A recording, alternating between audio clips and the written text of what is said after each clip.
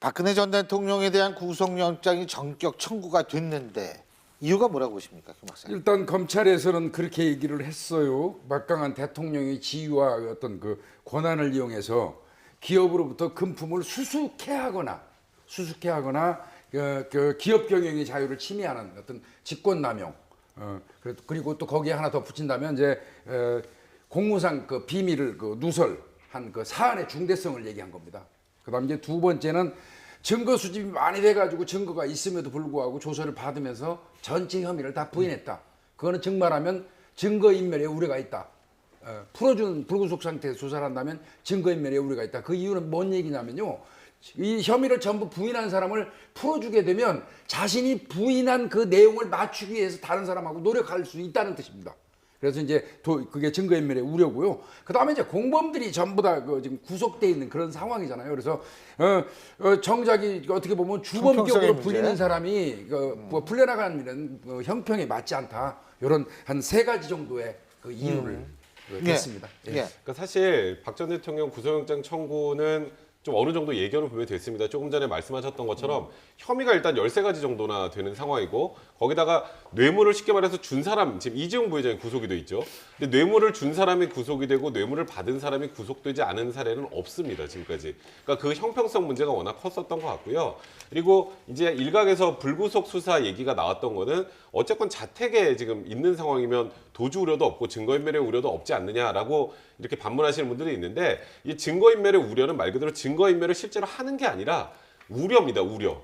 그러니까 혐의를 전체적으로 부인하는 것 자체가 사실 이코르 증거인멸의 우려가 있다고 보는 게 일반적인 관측이란 말이에요. 그러다 보니까 검찰에서도 지금 상황에서 구속영장을 청구하지 않았을 때 받을 수 있는 검찰 내부의 또 후폭풍까지 고려를 했을 때는 또 안에 수사팀도 영장 청구의 당위성을 계속 김수남 검찰총장한테 얘기한 상황에서 영장을 청구하지 않는 것 자체가 더 이상한 상황이 됐다. 그래서 결국 최대한 빨리 결정을 하자 해서 오늘 전격적으로 발표를 했던 것 같고요. 이제 4월 14일에서 16일까지 이제 대통령 선거 후보자 등록하는 시점이잖아요.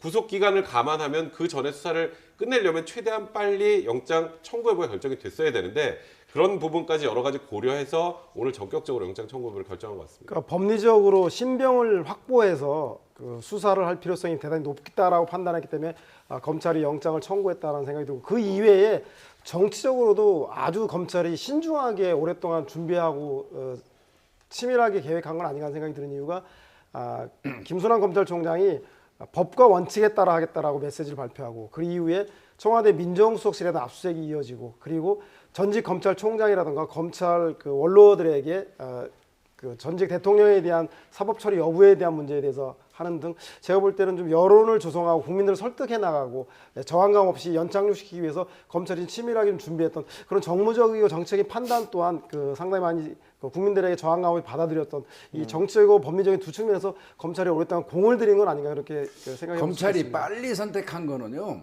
그 노무현 전 대통령 그때 20일 정도 시간 끌었거든요. 조서 이후에. 그리고 이제 불행한 일이 있었지 않습니까? 거기에서 얻은 학습 효과도 분명히 작용을 했습니다.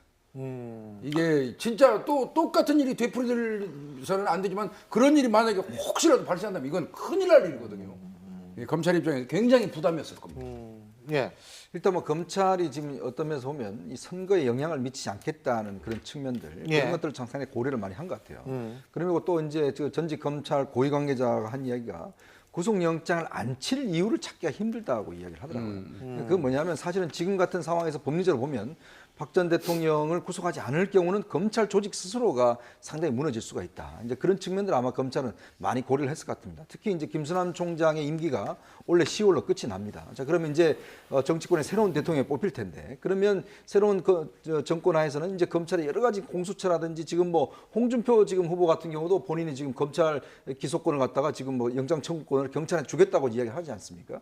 이제 검찰이 도전받는 상황에서 지금 검찰이 선택할 수 있는 길은 거의 저희가 볼 때는 외통수밖에 없었다. 결국은 영장을 치고 법원의 판단을 받아보는 그 방법 이외에는 검찰이 할 수 있는 게 없었다고 보여집니다. 검찰이 어떤 부분에서는요.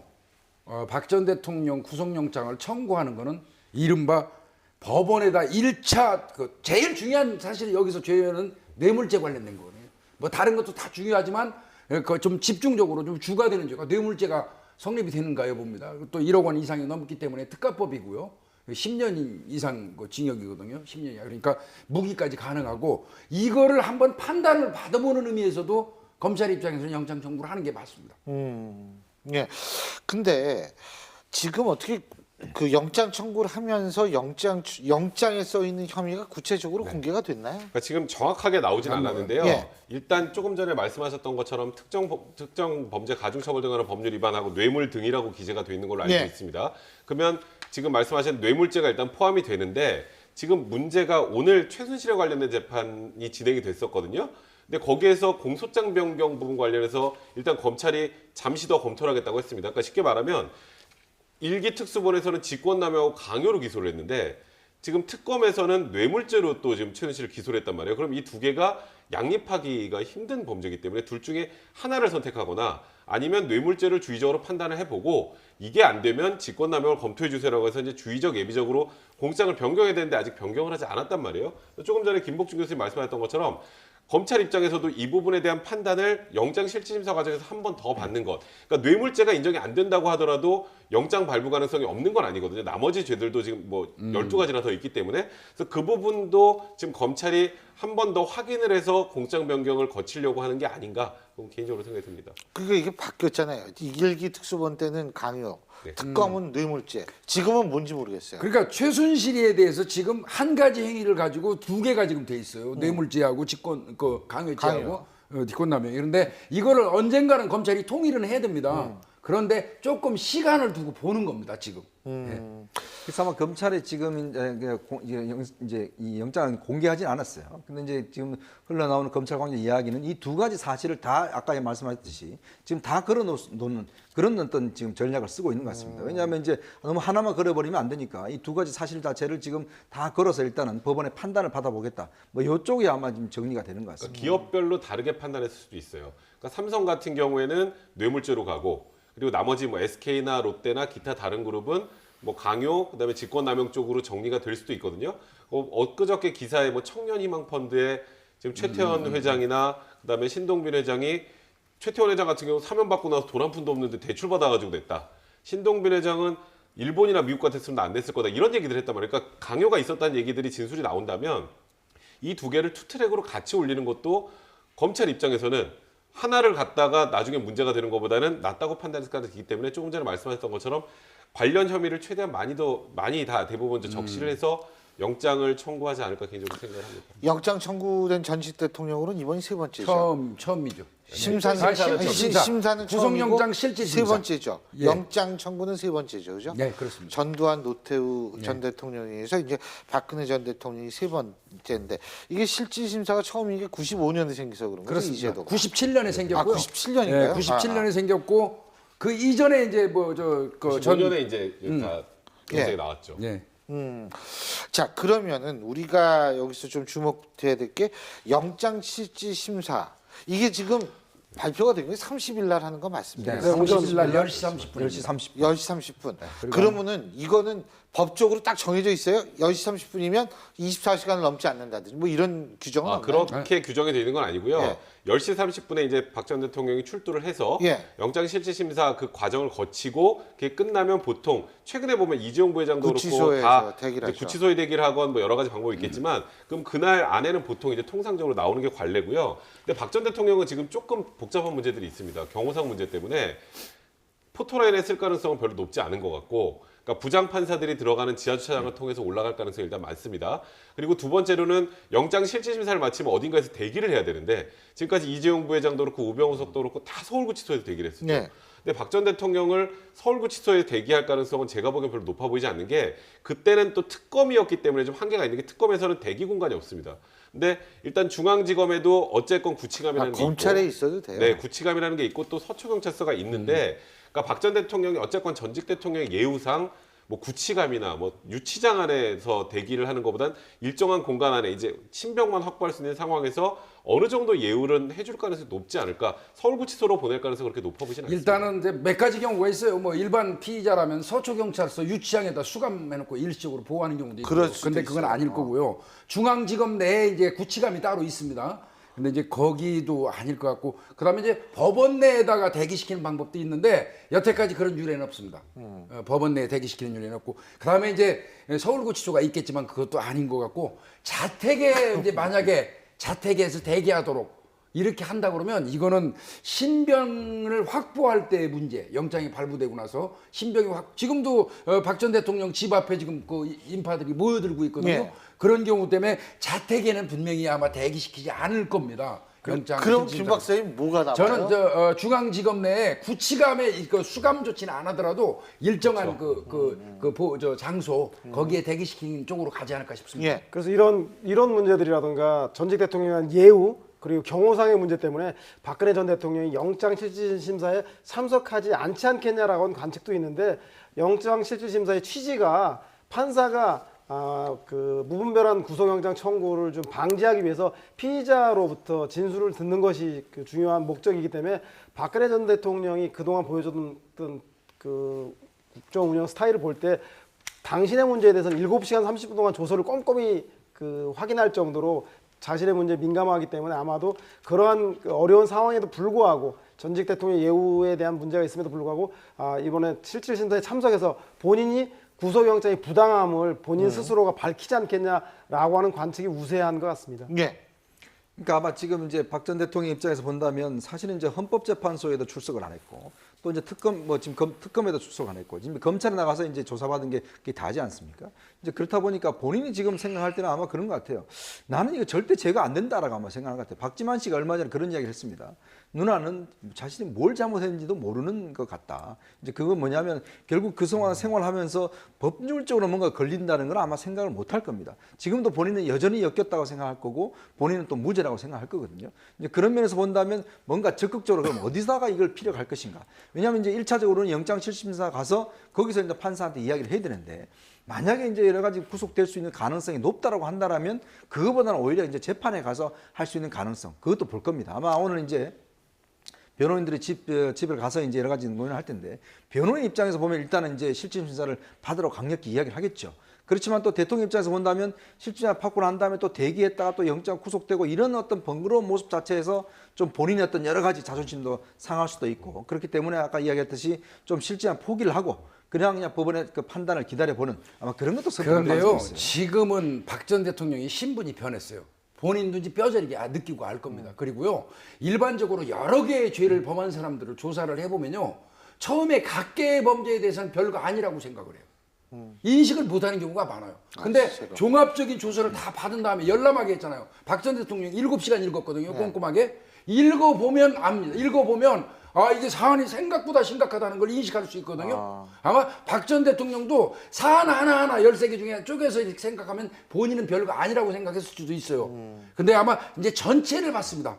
이른바 나무만 본 게 아니라 숲을 봤어요. 그랬기 때문에 사안의 어떤 심각성 정도는 인식이 됐을 거로 보이고요. 아마 구속영장 실질심사는 이건 본인을 위해서 본인의 변명할 기회를 주는 겁니다. 판사 앞에서. 그래서 저는 참석할 거로 보입니다. 근데 이제 문제는 예. 영장실질심사 말씀하셨던 것처럼 포기하면 굉장히 불리합니다. 피의자한테 구속이 될 가능성이 훨씬 높아지는데 문제는 박 전 대통령이 지금 그 이후에 어떤 메시지도 나오지 않고 있거든요. 근데 지금 지지자들은 속속 집결하고 있습니다.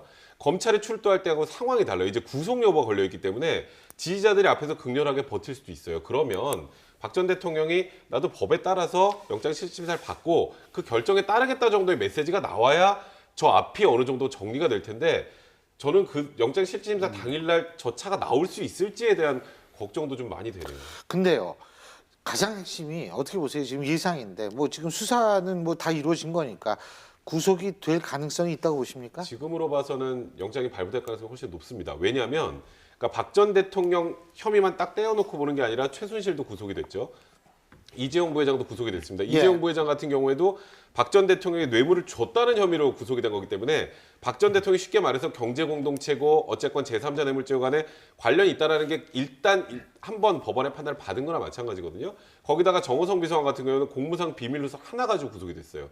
근데 박 전 대통령 같은 경우 그 13가지 중에 공무상 비밀누설 혐의도 하나 껴있는 정도 수준입니다. 그렇다면 전체적인 이 범죄 혐의의 중대성에 비춰봤을 때 물론 이게 유죄를 뭐 확인하는 건 아닙니다만 범죄 혐의의 중대성이나 그리고 박 전 대통령이 검찰에서 진술했던 태도, 그러니까 전부 다 부인했던 태도들 그런 부분들 다 고려할 때는 지금 현 시점에서는 전직 대통령의 예우를 제외한다면 구속영장이 발부될 가능성이 훨씬 높지 않나 개인적으로 그 생각합니다. 헌재에서 그 인용 결정을 할 때 각각의 헌법과 법률의 위반 여부도 중요하게 다뤘었지만 대통령이 이것에 대해 해명하고 대응하는 헌법 소의 의지 자체에 대해서도 심각하게 따져 묻지 않았습니까? 따라서 이번에도 대통령이 법리 전술을 왜 그렇게 썼는지 잘 이해가 안 가지만 모든 혐의를 다 부인한 것, 이 문제 때문에 법원에서는 아마도 대통령이 증거인멸의 우려의 방점을 찍는다면 저는 인신 신변을 확보하기 위한 영장을 인용할 가능성이 매우 높지 않겠습니까? 생각이 듭니다. 헌재 탄핵하고 이제 이거는 뭐 비교하면 진짜 안 될 것 같고요. 철저하게 이건 법리로 갈 건데요. 저는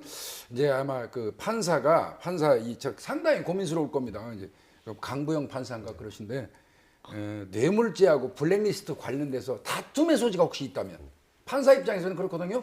뭐 다툼의 이게 법리라든지 어떤 다툼의 소지가 있다 그러면 일견 불구속 수사하고 다시 할 수도 있거든요. 물론 그런다고 정리되는 건 아닙니다. 검찰에서 보강해가지고 다시 신청할 수 있거든요. 그래서 이제 그런 부분도 예상을 할 필요는 있다고 봅니다. 근데요, 문제는 뭐냐면 구속이냐 불구속이냐 하는 부분에 따라서 대선 전국에 미치는 영향이 굉장히 달라질 것 같아요.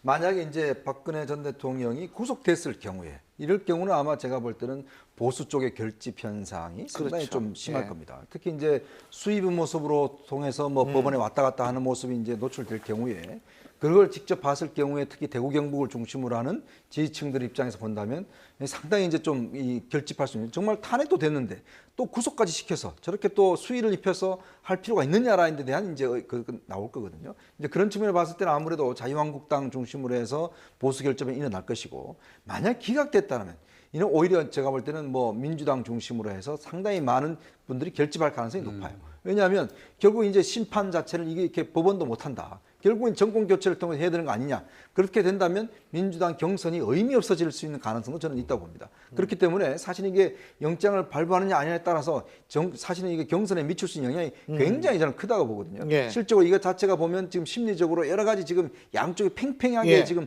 갈려 있는 상황이기 때문에 그렇다면 한다면 아마 31일 날 아마 오전 중에 날 건데 예. 그날의 어떤 결과가 실제로 더불어민주당 경선 결과 다른 당 경선 결과에도 상당히 영향을 미칠 것이다. 저는 그렇게 예. 생각합니다. 탄핵이 인용됐을 경우에 예기치 않은 불상사가 일어날 거라 했지만 별다른 일이 없지 않았습니까? 저는 그렇기 때문에 소수의 박근혜 전 대통령을 지지하는 지지층들은 더욱더 결집력이 높아지겠지만 다수의 보수층들은 이것이 진보나 보수, 이념과 진영의 대결이 아니라 헌법과 법률의 위반 혐의이기 때문에 제가 볼 때는 다수의 보수층들은 오히려 보수 혁신의 문제로 관심을 가질 가능성이 많아서 보수의 구심점이 상실되었기 때문에 보수의 구심점이 다원화되면서 새로운 보수를 찾아 나가는 원심력이 강화되어서 제가 볼 때는 그리 오래 가진 않지 않겠냐는 생각이 듭니다. 예. 가장 중요한 거는요. 저는 박 전 대통령께서 예. 어떠한 경우든 법원이고 검찰이고 헌재고 이거는 법치주의 국가에서 만들어진 공적인 기구입니다. 예. 그리고 우리 스스로 약속에 의해서 만들어진 그 장치예요. 알겠습니다. 이거를 부정하고 부인해버리면 이건 법치주의의 어떤 그렇죠. 그게 없는 거예요. 이 예. 부분에 대한 어떤 입장 표명을 해주시는 게 정말 중요하다고 생각해요. 알겠습니다. 자, 오랜만에 듣게 된 이름 한번 얘기해 볼까요? 박관천 전 청와대 민정수석입니다. 수석실 행정관입니다. 근데 이 박관천 전 행정관이 십상시 문건에 대해서 3년 만에 입을 열었습니다. 관련 내용 박상영 앵커가 전해드립니다.